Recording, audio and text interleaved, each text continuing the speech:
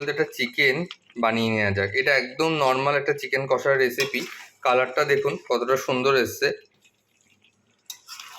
আমার কিন্তু চিকেন কষা খেতে ভীষণ ভালো লাগে। তো আমার মতো কে কে চিকেন প্রেমী অবশ্যই জানাবেন। এবং আজকে আমাদের এই চিকেনের গ্রেভিটা এবং হালকা ঝোল গ্রেভি দিয়ে কষা কষা টাইপের চিকেনটা কেমন লাগলো অবশ্যই জানাবেন।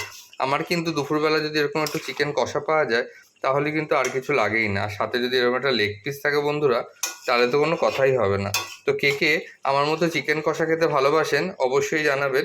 দেখুন কতটা ইয়াম্মি এবং কতটা সুন্দর টেক্সচার এসছে। আমরা কিন্তু পুরোটাই বাটা মশলা ইউজ করেছি রান্নাটায়, যাতে কোনো ধরনের সাইড ইফেক্ট বা গুঁড়ো মশলা না খেতে হয়। তা আমাদের মতো কে কে শিলে বাটা রান্না এখনও খান অবশ্যই জানাবেন। এবং রান্নার টেক্সচারটা দেখুন কতটা সুন্দর লাগছে। তো কে কে এরকম ধরনের চিকেন খেতে ভালোবাসেন জানাতে ভুলবেন না। পরবর্তীকালে দেখা হবে অন্য কোনো শর্ট ভিডিও নিয়ে। আজকে এই পর্যন্ত, টাটা।